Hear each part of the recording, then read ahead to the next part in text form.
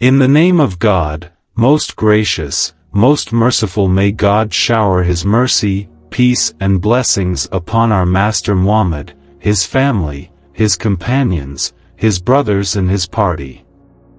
The Last Testament of Imam Abdessalam Yassine. Part 3.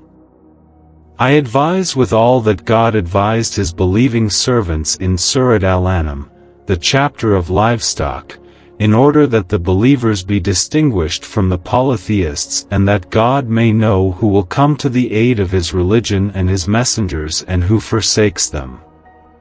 On this basis He will reward those who obey and disgrace those who are ungrateful and disobedient. These are 4 pieces of advice so that we may understand deeply and be among the righteous monotheistic believers, that we not ascribe partners to God by worshipping material or mental idols, that we treat our parents kindly, that we not kill our children out of fear of poverty. One of the worst manifestations of such killing is to allow the sources of misguidance and corruption to pick them off in front of our eyes. And that we not approach shameful deeds whether they be open or secret. If we approach such things by our own will, or if we sit idly by in the face of those oppressive forces who would erase our culture and corrupt our morals, then we have fallen into the quagmire of shameful deeds.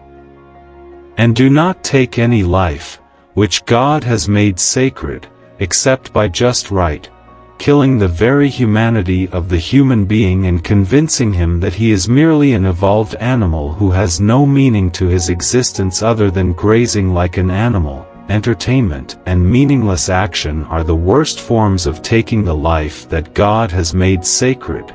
This wreaks havoc on the human being, his soul and his rights.